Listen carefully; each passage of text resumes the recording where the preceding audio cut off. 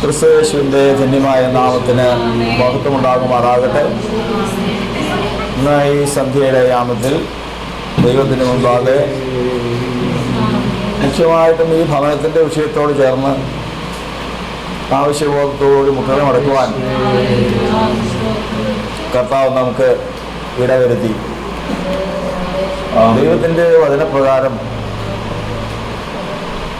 ഇടിവിൽ നിൽക്കുക അല്ലെങ്കിൽ പക്ഷപാതം ചെയ്യുക എന്ന് പറയുന്നത് അത് ഏറ്റവും വിലപ്പെട്ട ഒരു ശുശ്രൂഷയാണ്.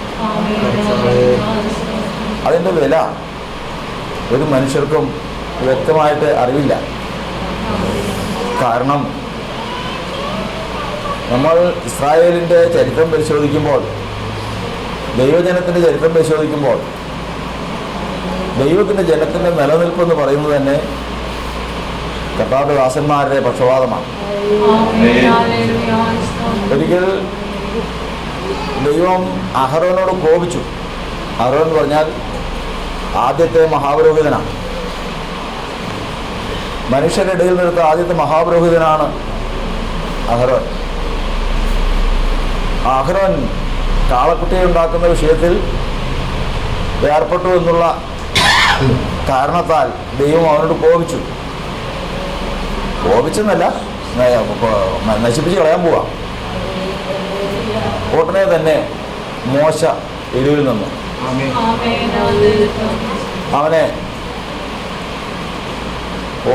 നശിപ്പിക്കരുത് എന്ന് പക്ഷം നിന്നു. ദൈവം ആ വാക്ക് കേട്ടു. തുടർന്ന് നമ്മൾ പഠിക്കുന്നത് അഹരോന് മക്കളുണ്ടായി, അതിൽ നിന്ന് മഹാപുരോഹിതന്മാർ പുറപ്പെട്ടു വന്നു. ക്രിസ്തുയേശു വരെയും അനവധി പുരോഹിതന്മാരും അഹരോന്റെ മക്കളും ഒക്കെ നിറഞ്ഞിരിക്കുക. പക്ഷേ എല്ലാവർക്കും ഒരു പാഠമുണ്ട്. എന്താ? ദൈവത്തിൻ്റെ ആത്മാവ് പഠിപ്പിക്കുമ്പോൾ പറയും, ഇന്ന് നിങ്ങൾ ഈ കുടുംബമായിട്ട് നിൽക്കുന്നത് എന്തുകൊണ്ടാണെന്നറിയാമോ? ഒരാളുടെ പക്ഷപാതമാണ്. ആരുടെയാ? മോശ. അന്ന് ആ കോപിച്ച സമയത്ത് മോശ ഇടപെട്ടില്ലായിരുന്നെങ്കിൽ ഇന്ന് നിങ്ങളൊന്നും ഇല്ല. എത്ര ഭയങ്കരമാണ്! അതാ കർത്താവിന്റെ വചനം പറയുന്നത്. ഞാൻ ആശ്ചര്യപ്പെട്ടു നോക്കി, പക്ഷപാതം ചെയ്യാൻ ആരുമില്ലായ്മയാൽ അതിശയിച്ചു പോയെന്നാ. ആരാ? ആ ഭാഗം വായിക്കുക. യെശയ്യാപ്രവചനം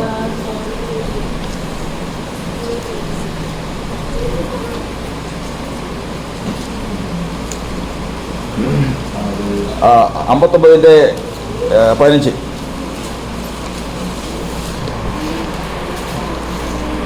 യെശയ്യാ 59:15.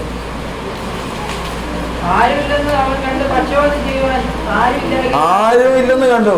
ദൈവം നോക്കി. ദൈവം തന്നെ ദൈവം സ്നേഹിക്കുന്ന സഭ, ദൈവത്തിന് ജനത്തെ ദൈവം കോപിച്ച് ദൈവം അവർക്ക് ശിക്ഷിച്ച് രക്ഷ കൊടുക്കാൻ പോവാ. അപ്പൊ ദൈവം നോക്കുന്ന സമയമാണ്. എന്താ നോക്കുന്നത്? ആരെങ്കിലും പക്ഷപാതം ചെയ്യാനുണ്ടോ? അതില്ലെന്ന് കണ്ടു കഴിഞ്ഞാൽ ദൈവം തന്നെ അതിശയിക്കും. അത് വെച്ച് പക്ഷപാതം ചെയ്യാൻ ആരും ഇല്ലെന്ന് കണ്ട് ആശ്ചര്യപ്പെട്ടു. ആരും പക്ഷപാതം ചെയ്യാൻ ഇല്ലായിരുന്നിട്ട് അവസാനം കർത്താവിന്റെ ഭുജം തന്നെ കർത്താവ് രക്ഷ വരുത്തി. അപ്പോൾ ഒരാള് ആ ഇടയിൽ നിൽക്കാനുണ്ടായിരുന്നെങ്കിലോ? അവന്റെ പ്രതിഫലം എത്ര വലുതാ! ഞാൻ പറഞ്ഞു വരുന്നത്, അതുകൊണ്ട് കർത്താവിന്റെ സന്നിധിയിൽ നമ്മൾ കുട്ടികളെ മടക്കുമ്പോൾ ഓർത്തുകൊള്ളണം, ശുശ്രൂഷയുടെ ഏറ്റവും മഹത്തായ ശുശ്രൂഷയാണ് പക്ഷപാതം എന്ന് പറയുന്നത്. ആ പക്ഷപാതം ചെയ്യുമ്പോൾ നാം ഒരു വംശത്തെ നിലനിർത്തുകയാണ്. ഇസ്രായേൽ ജനത്തെ മുഴുവനും നശിപ്പിക്കാനായി ദൈവം കോപിച്ചു നിൽക്കുന്ന സമയം മോശ നെടുമ്പാട് വീണ് കിടക്കുകയാണ്. ദൈവം പറയുകയാണ്, നീ എന്നെ വിടുക, ഞാൻ ഇവരെ മുഴുവൻ നശിപ്പിക്കാൻ പോവാ. കർത്താവിന്റെ ദാസൻ പറഞ്ഞു, നീ എല്ലാവരെയും നശിപ്പിക്കാനാണ് ഉദ്ദേശമെങ്കിൽ നീ എഴുതിയ ജീവന്റെ പുസ്തകത്തിൽ നിന്ന് എൻ്റെ പേര് മായ്ച്ചു കളഞ്ഞു. കാരണം ഈ ജനത്തെ നശിപ്പിച്ചിട്ട് എനിക്ക് മാത്രം ഒരു നന്മ വേണ്ട. കാരണം അബ്രഹാമിൻ്റെ വിളി പോലെയുള്ളൊരു വിളി ആർക്ക് കിട്ടിയേക്കുന്നപ്പോൾ മോശം കിട്ടിയേനെ. കാരണം ഇതുങ്ങളെ മുഴുവനും ഈ 6 ലക്ഷത്തിൽ പരം പുരുഷന്മാരെയും സ്ത്രീകളെയും കുഞ്ഞുകുട്ടികളെയും മുഴുവൻ ഞാൻ നശിപ്പിച്ചു കളയും. നിന്നെ മാത്രം ഞാൻ തിരഞ്ഞെടുത്ത് മാറ്റിയതിന് ശേഷം നിന്നിൽ നിന്ന് ഒരു ജാതി ഞാൻ ഭൂമിയിൽ സൃഷ്ടിച്ചെടുക്കും എന്ന് പറഞ്ഞപ്പോൾ നല്ലൊരവസരം, അബ്രഹാം പിതാവിന് കിട്ടിയ ഒരു അവസരം പോലെ ഒരു അവസരമാണ്. എന്നാൽ എനിക്ക് അതൊരു സന്തോഷമായല്ലോ എന്നല്ല മോശം വിചാരിച്ചത്. ഈ ജനത്തിന് ഇല്ലാത്തൊരു നന്മ എനിക്ക് വേണ്ട. അതാ കർത്താവ് പിന്നീട് ഒരു ദിവസം പറഞ്ഞത്, എന്താ മോശേ, നിന്നെ ഞാൻ അടുത്തറിഞ്ഞിരിക്കുന്നു. പക്ഷപാതം ചെയ്യുന്നവനെ എങ്ങനെ അറിയും? അടുത്തറിയും. കാരണം ഇങ്ങനെയൊക്കെ നിൽക്കും. അവരവരുടെ ശരീരത്തിൽ തൊടുന്ന കാര്യം വരുമ്പോണ്ടല്ലോ എല്ലാം ഇട്ടിട്ട് അവനവൻ്റെ കാര്യം നോക്കും. എന്നാൽ ആ സമയത്ത് നെഞ്ച് കാണിക്കാനായിട്ട് ദൈവം കണ്ടവനല്ലാതെ ഉണ്ടാവില്ല. നമ്മൾ ഞാനിപ്പോൾ അത് കുറച്ച് ഒരു വാക്ക് നിങ്ങളുടെ ചിന്തയ്ക്ക് വേണ്ടിയിട്ട് ഞാൻ പറയാം. ഈ ചില നാളുകളായിട്ട് നമുക്ക് നമ്മുടെ സഭയിലും പല ഇടങ്ങളിലും നമുക്ക് ഒരിക്കലും അസ്വസ്ഥത ഉണ്ടാകുക, ആശ്വാസം ഉണ്ടാക്കുന്ന ഒരു വാക്കില്ലാതെ വണ്ണം എത്ര പ്രശ്നങ്ങൾ ഇപ്പോൾ ഈ കടന്നുപോയി കുറച്ച് നാളുകൊണ്ട്. എന്താണെന്നിലേക്ക് ഞാൻ കിടക്കുന്നില്ല. ഞാൻ പറയുന്നത് ഒരു ദിവസം ഇന്ത്യ ജീസസിനെ ബന്ധക്കോസ്ത് സഭയ്ക്ക് ഇന്ന് നേരിട്ടിരിക്കുന്ന ഈ വിഷയത്തിന് വേണ്ടിയിട്ട് ഒരു ദിവസം ഞാനും എൻ്റെ കുടുംബവും മുട്ടുമുടക്കാമെന്ന് പറഞ്ഞ എത്ര പേരുണ്ട്? ഞാൻ അന്വേഷിച്ചുകൊണ്ടേയിരിക്കുന്നത്.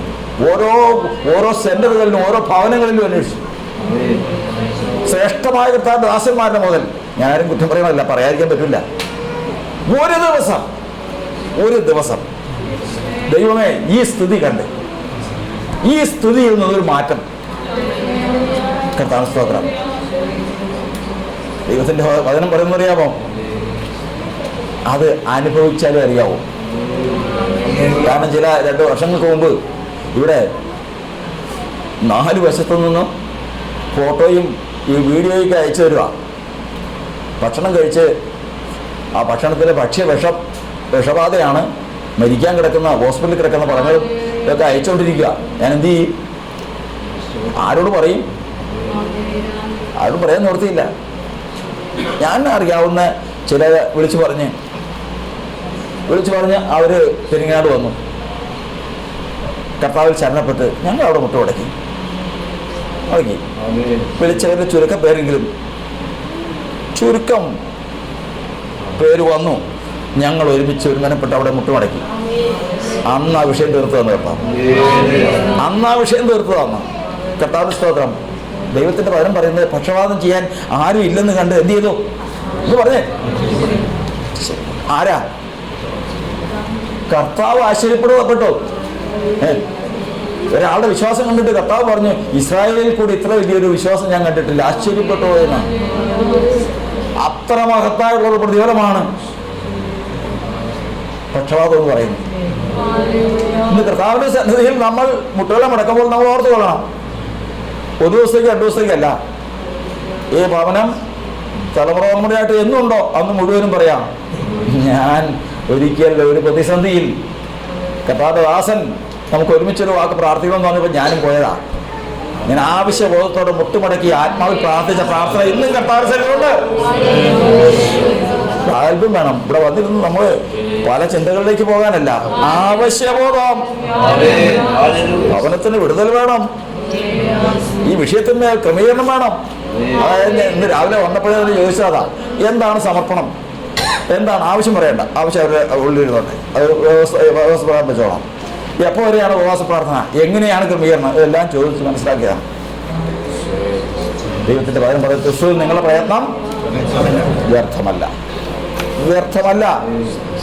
കാരണം നാളെ ഈ പ്രതിഫലത്തിനും ഈ പക്ഷപാതത്തിന് മുഴുവനും കണക്ക് ബോധിപ്പിക്കേണ്ടുന്ന ഒരു ദിവസമുണ്ട്, പ്രതിഫലം കിട്ടുന്ന ഒരു ദിവസമുണ്ട്. അന്ന് നമ്മൾ പാടുന്നത്, അങ്ങേ കരയിൽ നിന്നും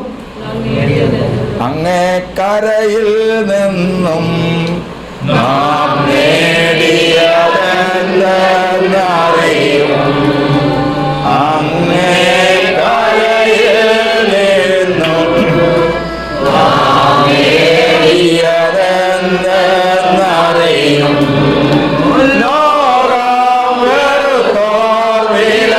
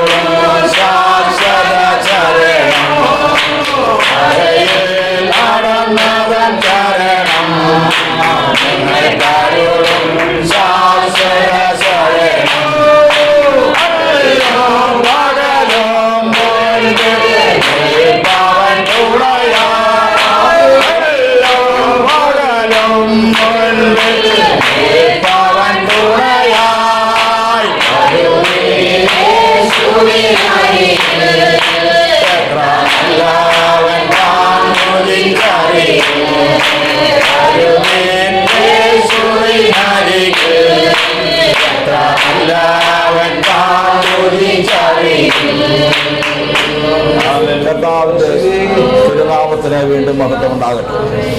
നമ്മളൊരു ദീർഘ സമയത്തേക്ക് വചനത്തിൽ നിന്ന് ചിന്തിക്കാനല്ല, ദൈവത്തിൻ്റെ വചനത്തിൽ നിന്ന് നാം ഈ ശുശ്രൂഷ ആരംഭിക്കുമ്പോൾ കേൾക്കാനിടയായി തീർന്നത്, ഇസ്രായേൽ ജനം 40 വർഷം കൊണ്ട് മരുഭൂമിയിൽ കൂടി സഞ്ചരിച്ച് കർത്താവ് യോർദാൻ പിളർന്ന് തൻ്റെ ജനത്തെ യോർദാൻ കടത്തി കനാൻ ദേശത്ത് എത്തിച്ചു.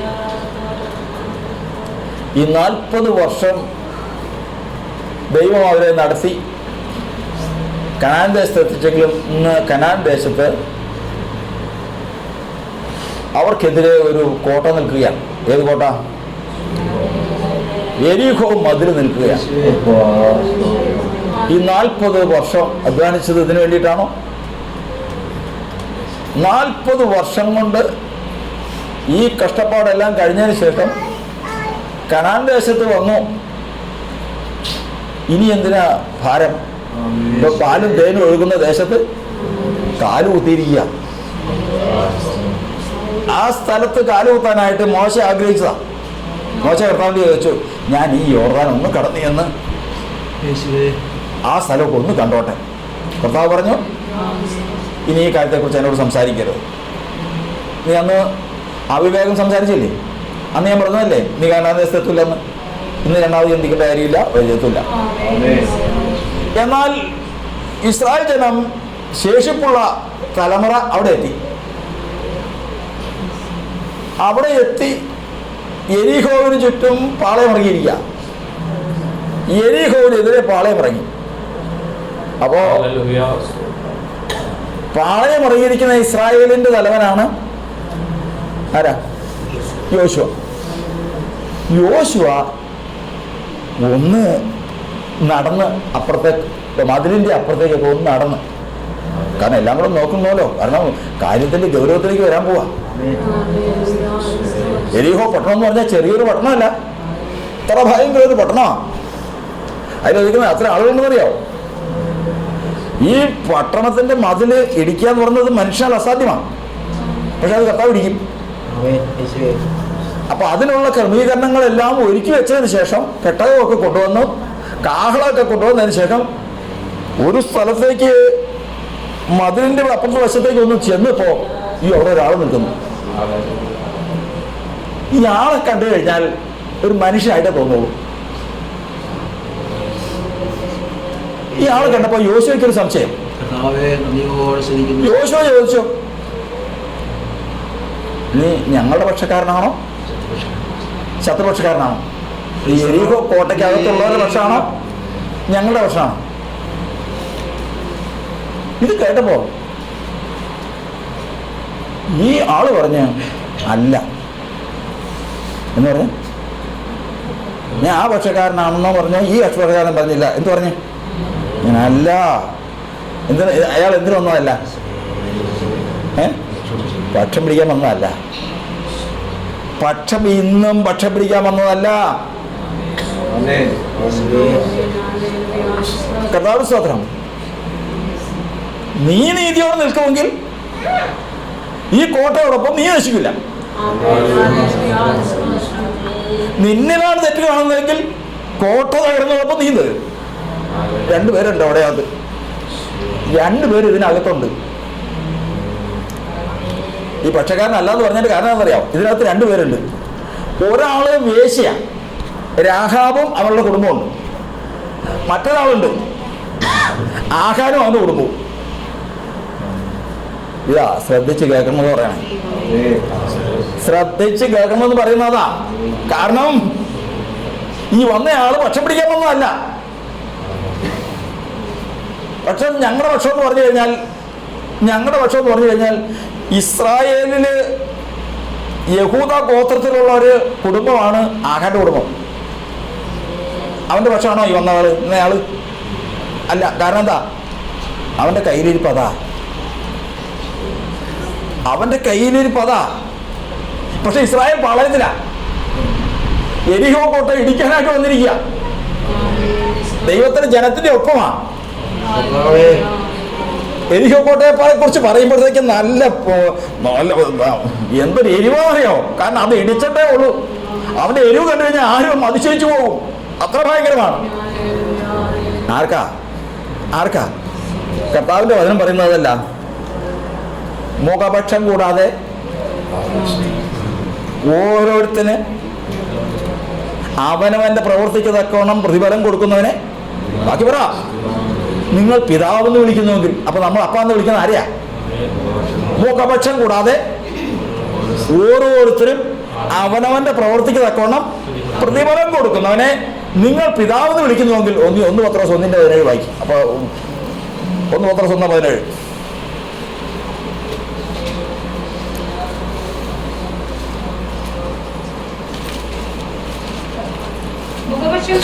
മുഖപക്ഷം കൂടാതെ പ്രവൃത്തിക്ക് തക്കവണ്ണം ന്യായം വിധിക്കുന്നവനെ നിങ്ങൾ പിതാവെന്ന് വിളിക്കുന്നു. നിങ്ങൾ പിതാവെന്ന് വിളിക്കുന്ന ആരെന്നറിയാവോ?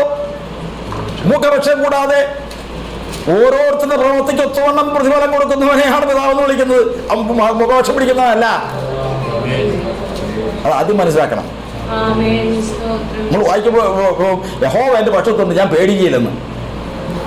യഹോവ എന്റെ പക്ഷത്തുണ്ട്, ഞാൻ പേടിക്കില്ലെന്ന്. ആരാ? ഈ ദഹിപ്പിക്കുന്ന അഗ്നി അകന്ന് നിൽക്കുമ്പോഴാണോ പേടിക്കണ്ടേ, അകത്ത് നിൽക്കുമ്പോഴാണോ പേടിക്കണ്ടേ എന്ന് പറഞ്ഞു. ദഹിപ്പിക്കുന്ന അഗ്നിയായി ഈ ദൈവം കുറച്ച് അകലെ നിൽക്കുക, അന്നേരമാണോ പേടിക്കണ്ടേ, അടുത്ത് നിൽക്കുമ്പോഴാണോ പേടിക്കണ്ടേ? അടുത്ത് നിൽക്കണം ആ സമയത്താണ്. കാരണം എൻ്റെ ഹൃദയത്തിലെ ഒരു ചിന്ത മതി ശരിയല്ലാത്ത ഒരു ഹൃദയത്തിന്റെ അവസ്ഥ മതി, അവിടെ വെച്ച് ഞാൻ പിടിക്കപ്പെടും. കർത്താവ് സ്തോത്രം. അതുകൊണ്ട് വചനം പറയുന്നത് നിങ്ങളെ പ്രവാസകാലം എങ്ങനെ കഴിക്കണം ഒന്ന് പറ. എത്തോടെ കഴിപ്പീൻ. കർത്താവ് നമ്മളെ സ്വന്തമല്ലേ, കർത്താവ് അപ്പനല്ലേ, കർത്താവ് സഹോദരനല്ലേ, കർത്താവ് നമ്മുടെ സ്നേഹിതനല്ലേ, എന്തിനാ പേടിക്കുന്നേ? പറയും. അടുത്തു വരും തോറും, പെട്ടകം അടുത്തു വരും തോറും ഭയപ്പെട്ടാൽ അവരവർക്ക് നല്ലത്. പെട്ടകം അടുത്തു വരും തോറും ഭയന്ന് വിറച്ചാൽ അതിന് നന്മ ദൈവത്തിൽ നിന്ന് അനുഭവിക്കാൻ സാധിക്കും. അവിടെ ഉണ്ട്. ആ പറഞ്ഞ ആള് മോശക്കാരനൊന്നുമല്ല. എന്താണെന്നറിയാമോ? അല്ല, പക്ഷമൊന്നും പിടിക്കാൻ വന്നവനല്ല. പിന്നെയോ സൈന്യങ്ങളുടെ ദൈവത്തിന്റെ അധിപതിയായിട്ടാണ് ഞാൻ വന്നിരിക്കുന്നത്. ഞാൻ വന്നിരിക്കുന്നത് എവിടെയാണെന്നറിയാമോ? സൈന്യങ്ങളുടെ ദൈവത്തിന്റെ, സകലത്തിന്റെയും ഉടയവന്റെ അധിപതിയായിട്ടാണ് ഞാനിവിടെ വന്നിരിക്കുന്നത്. സൈന്യങ്ങളുടെ അധിപതിയായിട്ടാണ് ഞാൻ ഇവിടെ വന്നിരിക്കുന്നത്. നീ ഒരു കാര്യം ചെയ്യ്, വേഗം നിന്റെ കാലിൽ ചെരുപ്പം കഴിച്ചു കളാം. സാധാരണ ഒരു ദൂതനല്ല. ആള് മനസ്സിലായില്ലേ? സാധാരണ ഒരു ദൂതനല്ല. മനോഹർ ചെരുപ്പ് കഴിച്ചോ? ഗതയം ചെരുപ്പ് ഊരിയോ? ഇപ്പം പറയാ എന്ത് ചെയ്യണം? നിന്റെ ചെരുപ്പ്. ആള് ആരാന്ന് മനസ്സിലായല്ലോ? ഈ ആളാരാന്ന് മനസ്സിലായല്ലോ? ചെരുപ്പം കഴിച്ച് കളയാ. മുഖപക്ഷം പിടിക്കാൻ വന്നവനല്ല. അത് ആഖാനായാലും രാഹാബായാലും യോശുവയായാലും ഉടയവന്റെ മുമ്പിൽ ഒരുപോലെ.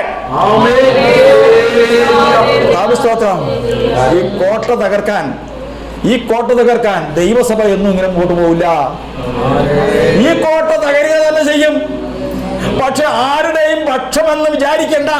പിന്നെയോ അല്ല, മുഖപക്ഷം പിടിക്കാനല്ല. പിന്നെയോ സൈന്യങ്ങളുടെ ദൈവത്തിന്റെ അധിപതിയായി ഒരുവൻ ഇതാ ദൈവത്തിന്റെ സഭയ്ക്ക് വേണ്ടി പ്രവർത്തിപ്പാൻ ഒരുങ്ങിയിരിക്കുന്നു. കർത്താവിന്റെ സ്തോത്രം. അവൻ പ്രവർത്തിക്കും. ഇസ്രായേൽ പാളയത്തിലുള്ള ആഖാനെ അവിടുന്ന് പൊക്കും. ശത്രുപക്ഷത്തുള്ള രാഹാബിനെ അവിടുന്ന് പൊക്കും. ശത്രുപക്ഷത്തുള്ള രാഹാബിനെയും കുടുംബത്തെയും ഇസ്രായേൽ പാളയത്തിൽ കൊണ്ടുവരും. ഇസ്രായേൽ പാളയത്തിലുള്ള ആഖാനെയും കുടുംബത്തെയും ന്യായം വിധിക്കുകയും ചെയ്യും. അവൻ വന്നിരിക്കുന്നത് എന്തിനല്ല? മുഖപക്ഷം പിടിക്കാനല്ല. പിന്നെയോ ഓരോരുത്തന് അവനവന്റെ പ്രവർത്തിക്ക് തക്കവണ്ണം പ്രതിഫലം കൊടുക്കുവാൻ കഴിവുള്ളവൻ. ഇന്നതാ ഈ എരിഹോ കോട്ട തകർക്കുവാനായി കടന്നു വന്നിരിക്കുമ്പോൾ സൈന്യമേ ഉണർന്നിടുവേൻ, ഒരു നൂതന ജയം സൈന്യമേ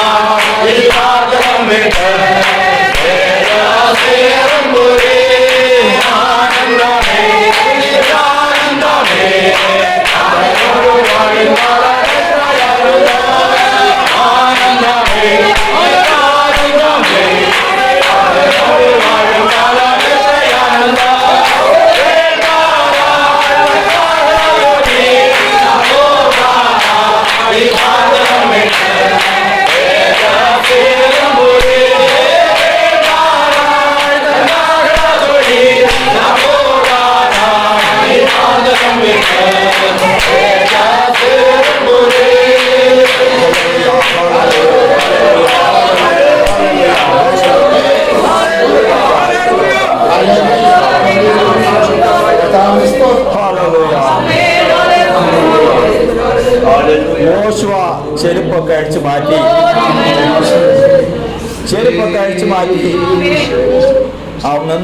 വന്നയാളുടെ സാന്നിധ്യത്താൽ വിശുദ്ധമായ ഭൂമിയിൽ നഗ്നവാദനായിട്ട് നിന്നു.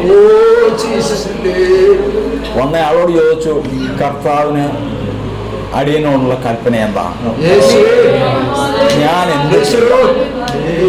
മറ്റുള്ളവരെന്ത് ചെയ്യണമെന്നല്ല, എന്ത് ചെയ്യണം, എന്താണ് ചെയ്യണം? ദൈവത്തോട് ചോദിച്ചുകൊണ്ടിരിക്കുന്ന ജീവിതങ്ങൾ, എന്താണ് പിതാവേ ഞാൻ ചെയ്യേണ്ടത്? ഉത്തരമില്ലാതെ നാളുകളായിട്ട് ഉത്തരം മുട്ടി നിൽക്കുന്ന ജീവിതങ്ങളോട് ദൈവത്തിന്റെ ആത്മാവ് പറയുന്ന കാര്യങ്ങളിൽ കൂടി കടന്നു പോകുമ്പോൾ ചോദിക്കുക, ഞാൻ എന്താണ് ചെയ്യുന്നത്? കർത്താവിന് അടിയനോടുള്ള കൽപ്പന എന്താണ്? ഒന്ന്, സൈന്യാധിപതി, ദൈവത്തിന്റെ സൈന്യാധിപതി പറഞ്ഞു, എരിഹോ കോട്ട വീഴും. പറയുന്നത് കേൾക്കുക. ഒന്നാമത്തെ ദിവസം 7 ആട്ടിൻകൊമ്പ് കൊണ്ടുള്ള കാഹളം പിടിച്ചുകൊണ്ട് പെട്ടകവും പുരോഹിതന്മാരുമായി എരിഹോ കോട്ടയെ ചുറ്റി വരിക. ആരും സംസാരിക്കരുത്, ശബ്ദിക്കരുത്. രണ്ടാമത്തെ ദിവസം അതുപോലെ തന്നെ പെട്ടകവും കാഹളവുമായി വരിക. മൂന്നാമത്തെ ദിവസവും ഇങ്ങനെ 7 ദിവസം ചെയ്യുക. 7ാമത്തെ ദിവസം ഒരു പ്രത്യേകതയുണ്ട്. 7ാമത്തെ ദിവസം 7 പ്രാവശ്യം ഈ പട്ടണത്തെ ചുറ്റണം. ശ്രദ്ധിച്ചു കേൾക്കുമ്പോൾ 7 പ്രാവശ്യം ചുറ്റണം. 7ാം പ്രാവശ്യം ചുറ്റി പൂർത്തീകരിച്ചു വരുമ്പോൾ ഒരു ആർപ്പിടണം. എന്താണ്? ആർപ്പിടുവിൻ എന്നൊരു ശബ്ദം പുറപ്പെടുവിക്കണം. ജനം ഒരുമിച്ച് ആർപ്പിടണം. നിങ്ങളുടെ ഭാഗത്തല്ല പിന്നെ പ്രവൃത്തി. സൈന്യങ്ങളുടെ ദൈവമാണ്.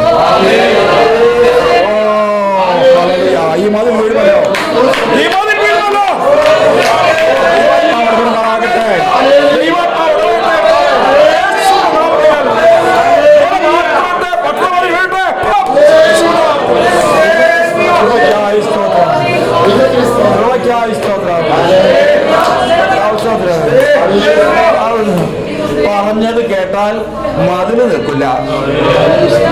പറഞ്ഞത് കേട്ടാൽ മതില് നിൽക്കില്ല.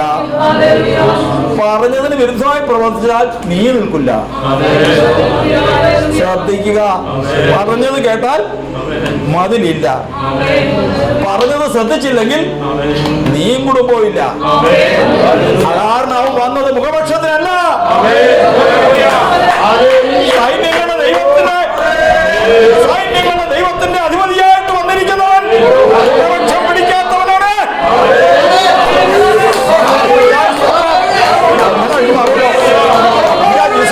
സഭയ്ക്ക് എതിരെ നിൽക്കുന്ന ഈ ബന്ധനം അഴിഞ്ഞു മാറുമല്ലോ.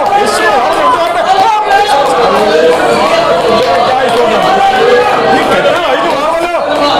ഈ കെട്ടിടം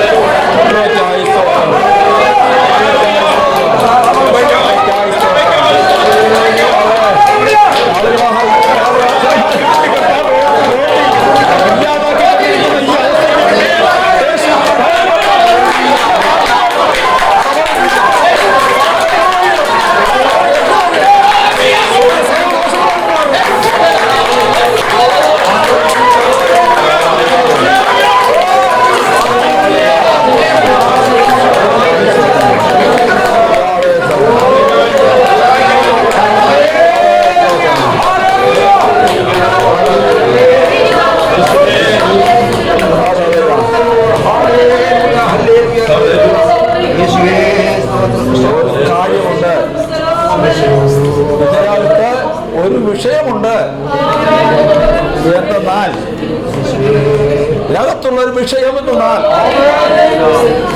ഒരു കുടുംബം ഇതിനകത്തുണ്ട്. സ്തോത്രം. ലോക സ്ഥാപനത്തിന് മുമ്പേ ദൈവം കണ്ട് തന്റെ പുസ്തകത്തിൽ എഴുതിയ ഒരു കുടുംബം ഇതിനകത്തുണ്ട്. അവര് പട്ടണത്തോടൊപ്പം നശിക്കാൻ പാടില്ല, അവരെ പുറത്തു കൊണ്ടുവരണം. പക്ഷെ ഒരു കാര്യം കൂടെ ഉണ്ട്, ഇതിനകത്തേക്ക് കയറുമ്പോ ദാരിദ്ര്യം പിടിച്ച ഒരു പട്ടണമല്ല, കഞ്ഞി കുടിക്കാനില്ലാത്ത വകയുള്ളവരല്ല. പിന്നെയോ അവിടെ ഉള്ള സമ്പത്ത് എന്തൊക്കെയാ? സ്വർണ്ണക്കട്ടി, വെള്ളിക്കട്ടി, ബാബിലോന്യ മേലങ്കി. ബാബിലോൺ എന്ന് പറഞ്ഞാൽ അവിടെ നിന്ന് എത്ര കിലോമീറ്റർ ഉണ്ടെന്നറിയാം? ഇന്ന് പ്ലെയിനിന് പോവാം, അല്ലെങ്കിൽ ട്രെയിനിന് പോവാം, അല്ലെങ്കിൽ കാറിന് പോകാം. അന്ന് ഇതൊന്നും ഒരു സൗകര്യമില്ലായിരുന്ന കാലത്ത് അവിടെ നിന്ന് ഒരു 500 കിലോമീറ്ററോളം അകലെയുള്ള ബാബിലോണിൽ നിന്ന് മേലങ്കി കൊണ്ടുവന്ന് അവിടെ വെച്ചിട്ടുണ്ട്. അത്രയേറെ സമ്പന്നമായ ഒരു പട്ടണമാണത്. ഇതിലേക്ക് നിങ്ങൾ പട്ടണം അതിൽ വീണ് ഇരച്ചു കയറുമ്പോ ആകർഷിക്കപ്പെട്ടു പോകരുത്. ഇതിനകത്തുനിന്ന് വള്ളിയോ കയറോ നിങ്ങൾക്കുള്ളതല്ല. ശത്രുവിൻ്റെതായി യാതൊന്നും ഇതിന്മേൽ നിങ്ങൾക്ക് അവകാശമാക്കാൻ വ്യവസ്ഥയില്ല. അതാ ആദ്യം പറഞ്ഞത്. അതാണ് ആദ്യമേ തുടക്കത്തിൽ ഞങ്ങൾ പറഞ്ഞത്. ഞാൻ മുഖപക്ഷം പിടിക്കാൻ വന്നവനല്ലെന്ന് പറഞ്ഞു. മുഖപക്ഷത്തിനല്ല വന്നത്. നീ ആരുടെ പക്ഷക്കാരൻ ചോദിച്ചു കഴിഞ്ഞപ്പോൾ ഞങ്ങളുടെ പക്ഷക്കാരനോ അതോ ശത്രുപക്ഷക്കാരനോ ചോദിച്ചപ്പോൾ അവൻ പറഞ്ഞെന്താ? അല്ല, അതിന് വന്നവനല്ല. കർത്താവിന്റെ സ്തോത്രം. 7-ാം ദിവസം 7 ദിവസം ചുറ്റി. 7-ാം ദിവസം 7 പ്രാവശ്യം ചുറ്റി. ആർപ്പിടുവിൽ നിന്ന് ശബ്ദമുണ്ടായി. ജനം ഒരുമിച്ച് ആർപ്പെട്ടു. പട്ടണമതിൽ വീണു. പട്ടണമതിൽ വീണു.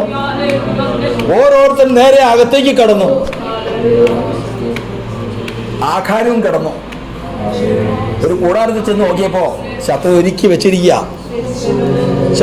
വെച്ചിരിക്കുക. എന്താണ്?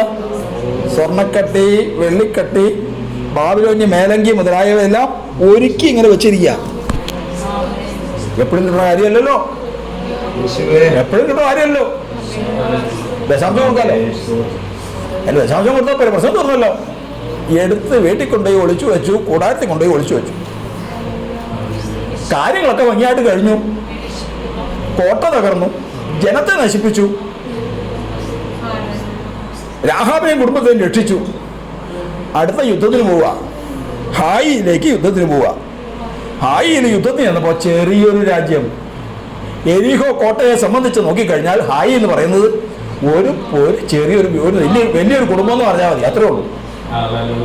അത്രമാത്രം ചെറിയതായിട്ടൊരു പട്ടണം. പക്ഷെ അവിടെ നിന്ന് ശത്രു മുമ്പിൽ തോട്ടോടി. തോറ്റോടിയപ്പോ 35 പേര് ഒറ്റയടിക്ക് വീണു. നിലവിളിയായി. യോശുവ നേരെ ചെന്ന് ദൈവമുമ്പാകെ നെടുമ്പാട് വീണു. കർത്താവേ, ഇങ്ങോട്ട് വരണ്ടായിരുന്നു.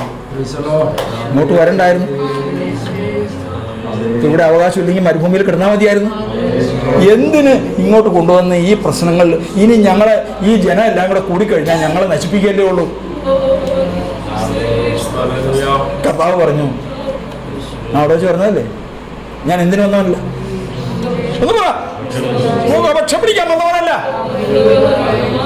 ഒരു പക്ഷത്തും ഇല്ലാതെ ഓരോരുത്തരും അവരവിടെ പ്രവർത്തിക്കാൻ എക്കോളം പ്രയോജനം കൊടുക്കാൻ വന്നവനാ. അവിടെ കയറി ആരും പറഞ്ഞിട്ട് കാര്യമില്ല. നീ എഴുന്നേൽക്ക്, തെറ്റ് ചെയ്തവനെ കണ്ടുപിടിക്കും. ചീട്ട് യഹൂദ ഗോത്രത്തിന് വീണു. അപ്പോഴും പറയാം, യജമാനെ യോശുവയുടെ കർത്താവിന്റെ ദാസനെ തെറ്റിപ്പോയി എന്ന് പറയാം. പറഞ്ഞില്ല. സർഖ്യ കുലം പിടിക്കപ്പെട്ടു. ഇപ്പോഴും പറയാം, അവന്റെ അപ്പന്റെ തലവഴിക്ക് വന്നേക്കുക. തെറ്റിപ്പോയി പറഞ്ഞില്ല. അവന്റെ അപ്പന്റെ കുടുംബത്തിൽ ചീട്ട് വന്നു. ഇപ്പോഴും പറയാം, പറഞ്ഞിട്ടില്ല. അവസാനം ചീട്ട് നിറകം തലയിൽ വീണു. അവൻ ആഖാനെന്ന് പേരെഴുതിയിട്ട ചീട്ട് കൈ കിട്ടി. അങ്ങനെ വിളിച്ചു, മകനെ, ഇസ്രായേലിന്റെ ദൈവത്തിന് മഹത്വം കൊടുത്ത് നീ എന്ത് ചെയ്തു എന്നുള്ളത് തെറ്റേറ്റ് പറ. ഇത് കണ്ടില്ലേ നീ? അവൻ പറഞ്ഞു, ഞാൻ യഹോവയോട് പിഴച്ചു, ഇന്നത് ചെയ്തിരിക്കുന്നു. ഇപ്പോഴാ നീ പറയുന്നത്? അപ്പോഴാണ് യോശുവ ഓർത്തത്, എന്താ ആ മതിലിൻ്റെ അപ്പുറത്ത് വെച്ച് വന്നവൻ ചെരുപ്പഴിച്ച് മാറ്റാൻ പറഞ്ഞ വാക്ക് എന്താ പറഞ്ഞേ? നീ ഞങ്ങളുടെ പക്ഷക്കാരനോ ശത്രുപക്ഷക്കാരനോ ചോദിച്ചപ്പോൾ അവൻ പറഞ്ഞെന്താ? അല്ല, പക്ഷം പിടിക്കാൻ വന്നവനല്ല എന്ന് പറഞ്ഞതിന്റെ പൊരുളിപ്പോഴാണ് മനസ്സിലായത്. പിടിക്കപ്പെട്ടത് യഹൂദ ഗോത്രമാണ്. ദൈവം ഇസ്രായേലിൽ ശ്രേഷ്ഠമായൊരു സ്ഥാനത്തേക്ക് കൊണ്ടുവന്ന ഗോത്രമാണ്. അതിന് ശ്രേഷ്ഠമായ ഒരു കുലമാണ്. ആഖാനും കുടുംബവുമാണ്. വേർതിരിക്കാൻ പറഞ്ഞു. വേർതിരിക്കാൻ ആരെയാ വേർതിരിച്ചെന്ന്? ആഖാനെ കൊണ്ടുപോയി കല്ലൂരിയല്ലേ ചെയ്തേ? ആഖാന്റെ ഭാര്യ, ആഖാന്റെ കുഞ്ഞുങ്ങൾ ഒക്കെ വായിക്കുമ്പോൾ നമുക്ക് പ്രയാസം തോന്നും. അവരുടെ ആടുകൾ, മാടുകൾ ഈ എന്ത് ചെയ്തു? അതുങ്ങൾ എന്ത് ചെയ്തു? കൊണ്ടുപോകുക താഴ്വരയിലേക്ക്. തീറ്റ കൊടുക്കാൻ കൊണ്ടുവന്നതല്ല, പോഷിപ്പിക്കാൻ കൊണ്ടുപോകുന്നതല്ല. പിന്നെയോ തീർക്കാൻ പോവുക, കല്ലെറിഞ്ഞ് കൊല്ലാൻ പോവുക. കൂട്ടി നിർത്തി കൊന്നു കളഞ്ഞു. വലിയൊരു കൽക്കൂമ്പാരം അങ്ങ് കൂട്ടി. അവൻ മുഖപക്ഷമില്ലാത്തവൻ. അവൻ പറയുന്നത് കേട്ടനുസരിച്ച് ഇന്ന് ദൈവത്തിന്റെ വചനപ്രകാരം ദൈവത്തിന്റെ സഭയ്ക്ക് വേണ്ടി ആര് പക്ഷപാതം ചെയ്യുന്നുവോ, നിലനിൽക്കുന്നുവോ, അവൻ പ്രതിഫലം വാങ്ങിക്കാതിരിക്കില്ല. മതില് വീഴും. സ്തോത്രം. എന്നാൽ തെറ്റുകാരാകാതിരിപ്പാൻ ഓരോരുത്തരും താതാന്റെ കൈകളെ കുറ്റമില്ലായ്മയിൽ കഴുകാം. സർവശക്തനായ ദൈവത്തിന്റെ മുമ്പാകെ ഒരു മുഖപക്ഷവും നടക്കുകയില്ല. സ്തോത്രം. ഒരു കുടുംബം മുഴുവൻ നശിച്ചു. ഇസ്രായേൽ ജനം ദൈവത്താൽ ഉപദേശിക്കപ്പെട്ട് വീണ്ടും മുൻപോട്ട് പോയി കനാൻ ദേശം അവകാശമാക്കി.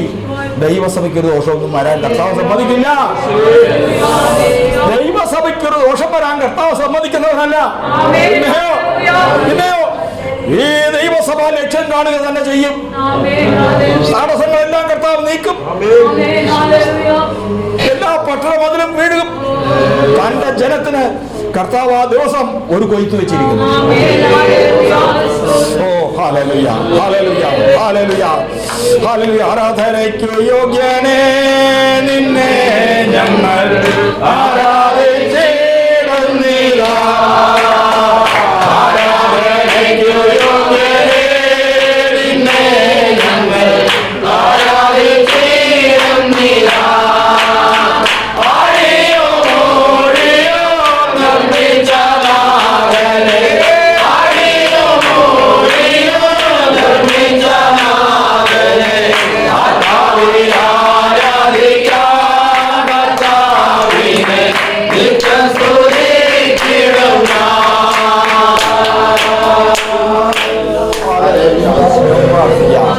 ദൈവങ്ങളിലേക്ക് നമുക്ക് നമ്മെ തന്നെ സമർപ്പിച്ച് പ്രാർത്ഥിക്കാനുള്ള സമയമാണ്.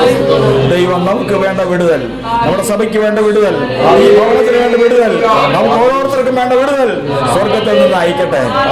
സ്വർഗത്തിൽ നിന്ന് അയക്കട്ടെ. തന്റെ സൈന്യത്തിന്റെ അധിപതിയെ കർത്താവ് അയക്കട്ടെ. തന്റെ സൈന്യത്തിന്റെ അധിപതിയെ കർത്താവ് അയക്കട്ടെ. പ്രതിപക്ഷമില്ലാത്തവനെ അയക്കട്ടെ.